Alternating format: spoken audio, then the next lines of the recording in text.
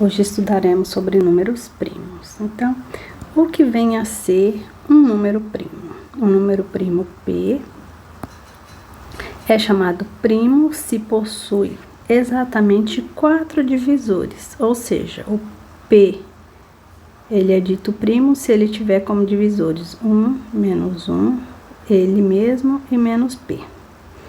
E um número N, ele é dito composto se ele não for primo, né? Um detalhe importante que a gente tem que ter em mente é o menos 1 e o 1 não são nem primos e nem compostos. O número 2 é o único número par que é primo, tá? Olha aqui como exemplo. 5 é um número primo. Por quê?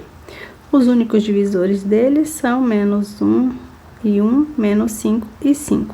Já o 12, ele é um número composto. Por quê?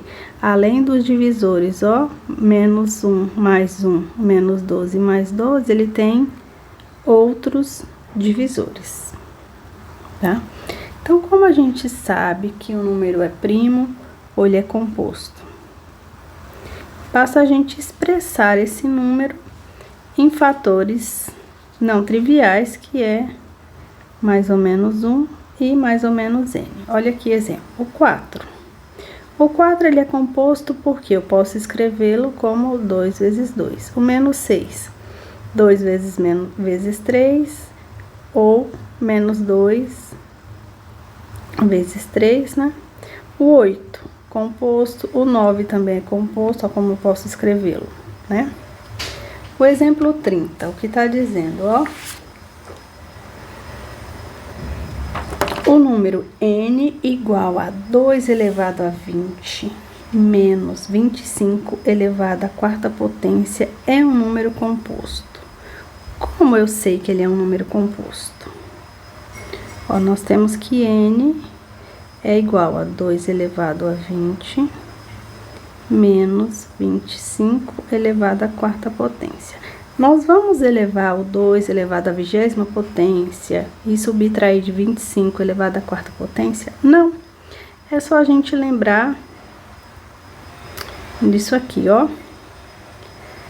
A ao quadrado menos B ao quadrado, eu posso escrevê-lo como, posso fatorá-lo como A menos B vezes A mais B.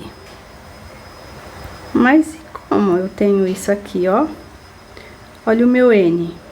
Eu posso escrever como 2 elevado a 10 elevado a 2 menos 25 ao quadrado elevado ao quadrado. Então, ó, o A aqui 2 elevado à 10ª potência. O meu B, 25 elevado ao quadrado. Então, o meu N pode ser escrito de que forma? 2 elevado à 10ª potência é 1024. Ele está ao quadrado. Menos 25 ao quadrado é 625, que está ao quadrado. Então, ó, A ao quadrado menos B ao quadrado. Então, este meu N, eu posso escrevê-lo de que forma? 1024 menos 625 vezes 1024 mais 625. Isso aqui dá quanto? 1024 menos 625, 399. Vezes 1024 mais 625, 1649. Olha aí, o número composto. Viram? Não preciso nem multiplicar o 399 por 1645 para eu saber que ele é composto, né? A proposição 8 que nos diz: suponha que n é um número inteiro composto. Então, se ele é composto, existem A e B tais que o módulo de A é maior que 1 e menor que N, e que o módulo de B é maior que 1 e menor que N, satisfazendo o N igual a vezes B. O que eu tô querendo dizer aqui? Que se ele é um número composto, eu posso decompô-lo em fatores, né? Eu trouxe uma curiosidade aqui para vocês, ó. Existem 168 números primos positivos menores que 1000. Então, ó, 2, 3, 5 e aí por diante até 997. Se a gente contar aqui, temos 168 primos que são menores que 1000, tá? O teorema 3 diz o quê? Se n, se um número inteiro positivo n maior que 1 é composto, então n possui um divisor p menor ou igual à raiz quadrada de n. Então, a gente tem que n é composto. Então, como n é composto, ele pode ser escrito como um produto de fatores. Digamos que A vezes B. Com o quê? Com o módulo de A maior que 1 e menor que N. E o módulo de B sendo maior que 1 e menor que N, né? E aqui a gente vai supor A menor que B.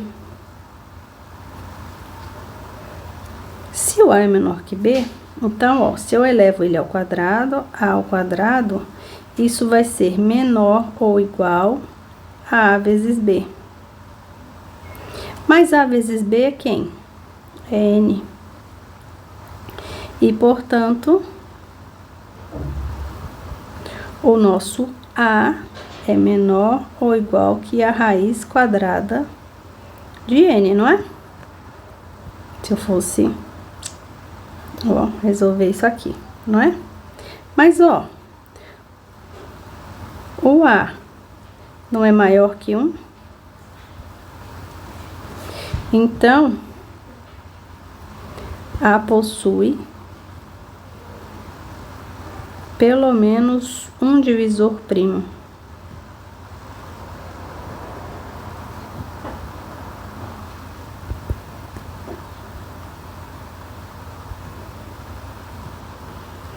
E, por consequência,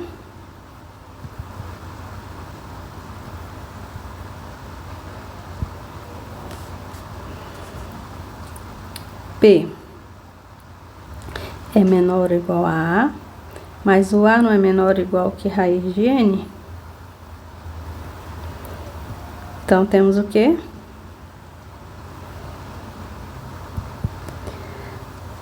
P também é divisor. É um divisor de N.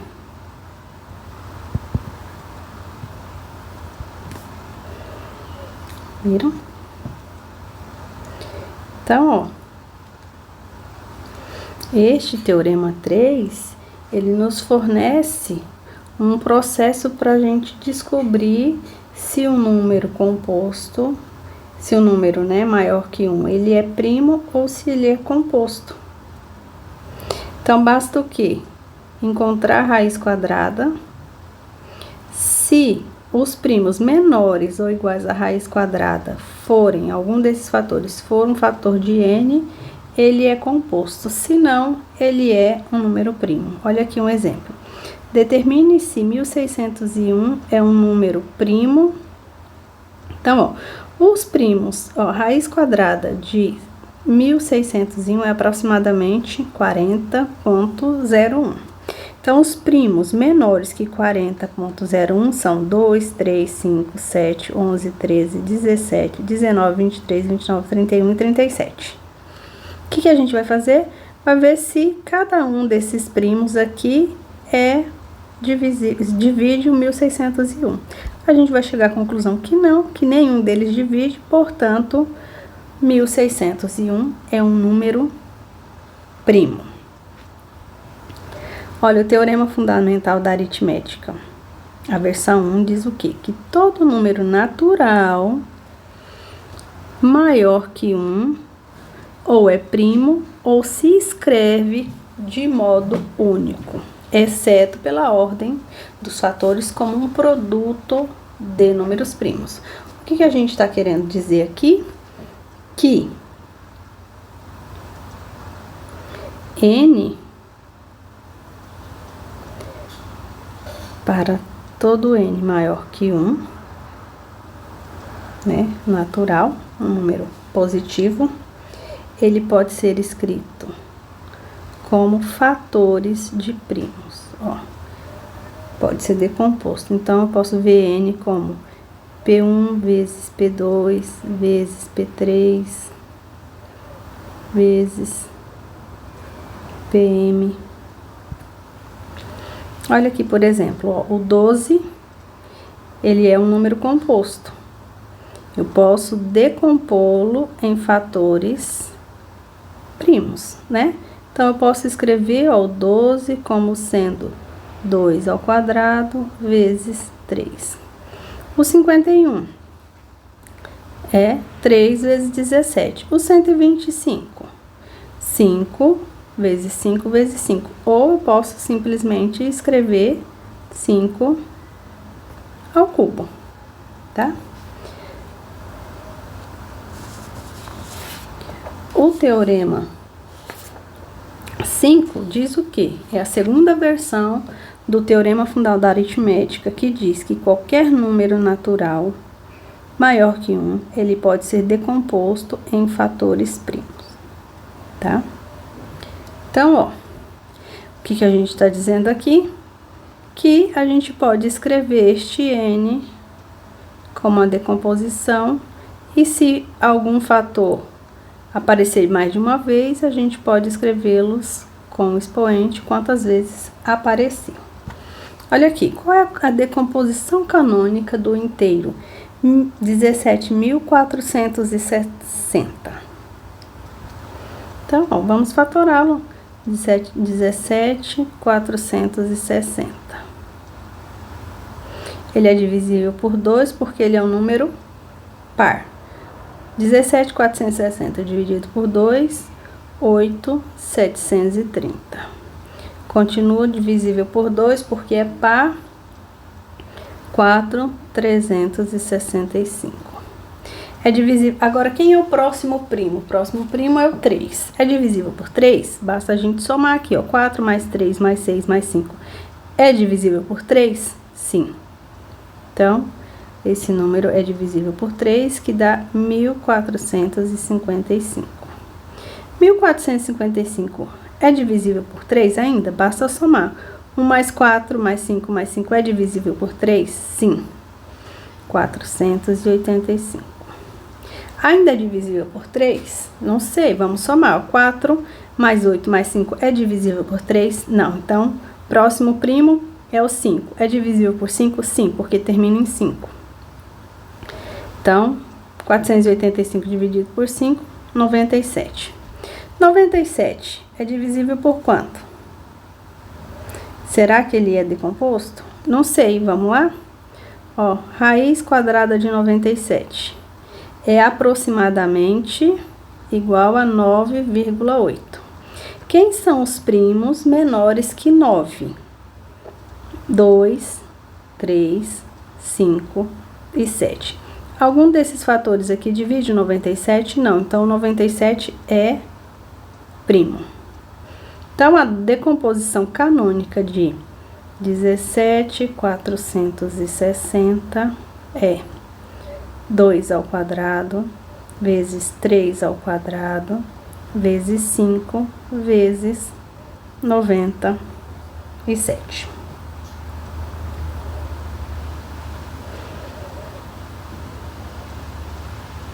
Olha o exemplo 33.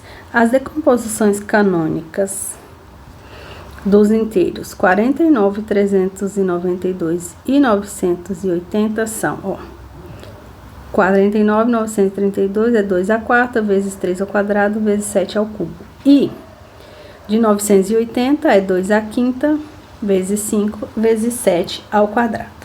Se nós temos as decomposições canônicas desses números, o máximo divisor comum entre dois números é o quê? É o produto dos fatores primos e comuns, as duas decomposições de menor expoente. Então, ó, quem são aqui? Para o máximo divisor comum, o que temos em comum na decomposição canônica? 2 e 7, né? Ó, 2 e 7. Vamos pegar o que tem menor expoente. Vai ser 2 à quarta aqui, que eu coloquei errado, vezes 7 ao quadrado. Ó, o que tem em comum e de menor expoente, esse e esse. 2 à quarta vezes 7 ao quadrado dá 196. Agora, o máximo divisor comum já é o que tem em comum, é o produto dos fatores primos, comuns e não comuns, as duas fatorações e de maior expoente, tá?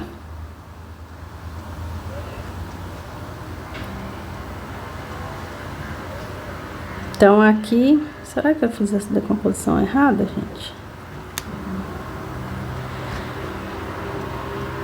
A gente vai pegar o que tem de maior, o que tem, acho que aqui vai ser 2 à quinta, ó, o que aparece em comum e não comum.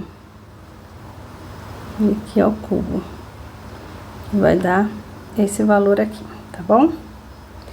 Olha, o teorema 6 diz o quê? Que existem infinitos números primos. Isso aqui é verdade, não é?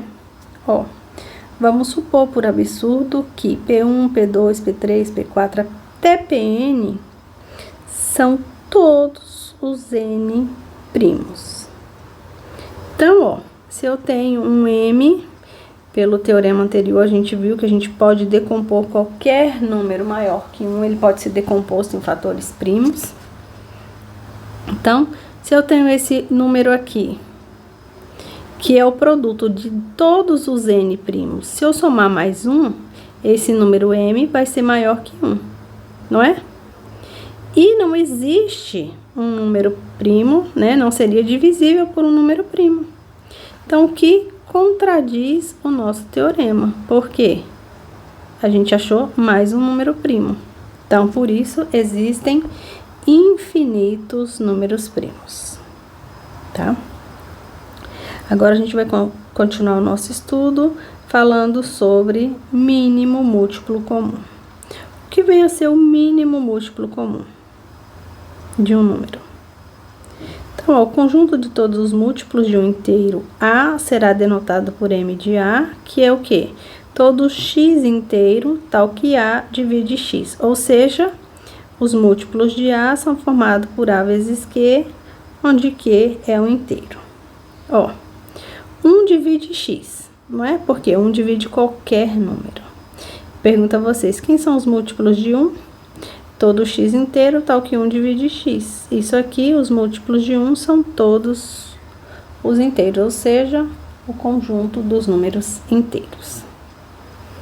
Ó, os múltiplos de 3 são o quê? São todos aqueles inteiros, x, tal que o 3 divide o x. Então, quem são? O 0, mais ou menos 1, mais ou menos 3.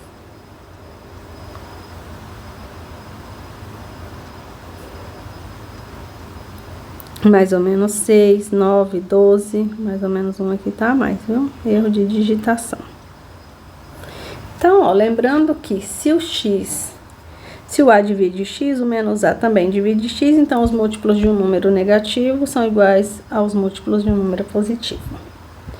Então, ó, definição. Seja A e B, dois inteiros não nulos.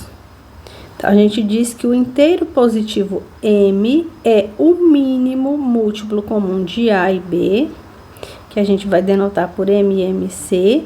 Se M é múltiplo de A e também de B, e é o menor inteiro positivo com essa propriedade. O que a gente está dizendo aí? Que se ele é o mínimo, ele vai ser o menor, não é?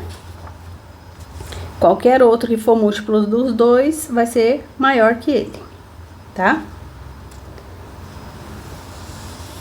Olha aqui.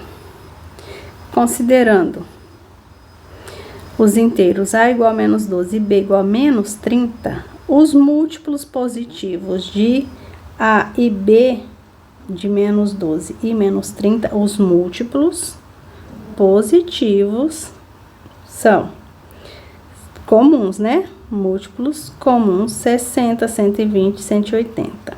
E assim por diante, né? Mas o menor comum entre eles é o 60. Então, o mínimo múltiplo comum entre 12, menos 12 e menos 30 é 60. Ó, o mínimo múltiplo comum de dois inteiros, A e B não nulos, deve satisfazer o que, ó? A divide M e A divide M e B divide M. Se A divide um M' e B também divide M', o M, que é o mínimo múltiplo comum, tem que ser menor ou igual a este M'. Um exemplo aqui, ó. O mínimo múltiplo comum entre menos 12 e menos 30 é 60. Mas isso não quer dizer que o menos 12 e o menos 30 não dividam o 120. Eles dividem, só que o menor comum entre eles é o 60. Teorema 8, ele diz o quê? Sejam A e B inteiros positivos, então vale isso aqui, ó. O máximo divisor comum entre A e B vezes o mínimo múltiplo comum entre A e B é igual a A vezes B. Então, o que está dizendo esse teorema? Que se nós temos dois inteiros positivos, A e B, então, o máximo divisor comum entre eles vezes o mínimo múltiplo comum vezes entre eles é igual ao produto deles. Então, se eu sei quem é A e quem é B e quero encontrar o mínimo múltiplo comum, é mais fácil encontrar o máximo divisor comum e depois calcular o mínimo múltiplo comum, né? Olha aqui um exemplo. Calcular o mínimo múltiplo comum entre 963 e 657. Então, ó, a gente viu pelo teorema 8 que se eu tenho máximo divisor comum entre 963 e 657 vezes o mínimo múltiplo comum entre 963 e 657, isso aqui vai ser igual a 963 vezes 657. Só que o que é mais fácil? Eu calcular o máximo divisor comum ou o mínimo múltiplo comum? O máximo divisor comum, que eu já tenho até, né, ó, 963, 657. Aqui eu coloco os quocientes, aqui os restos, né? O penúltimo resto, não sendo zero, é o máximo divisor comum. Então, ó, 963 dividido por 657 dá 1 e sobra 306. Como não é zero, vou dividir 657 dividido por 306, 2 e sobra 45. O resto não é zero, divido de novo. 306 dividido por 45 dá 6 e sobra 9. Não é zero, divido de novo. 45 dividido por 9 dá 4, desculpa. Aqui não sobra isso não, pera aí que eu errei. Sobra é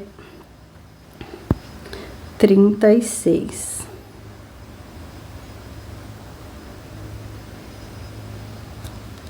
Tudo errado. Pera aí, povo. 963 dividido por 657. Dá 1 e sobra 306.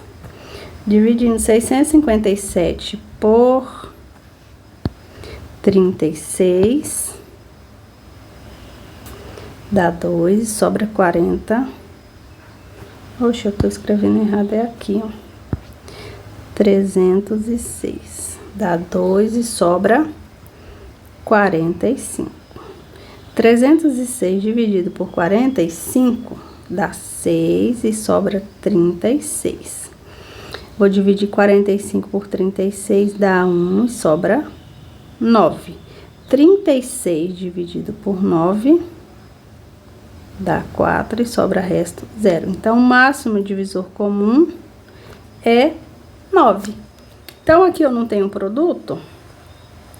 Então, o mínimo múltiplo comum entre 963 e 657 vai ser igual a 963 vezes 657 dividido pelo máximo divisor comum entre 963 e 657, que a gente já calculou que é 9. Então, MMC entre 963 e 657 é 963 vezes 657, se eu não errei as contas, 20.209. Dividido por 9, isso aqui vai dar quanto?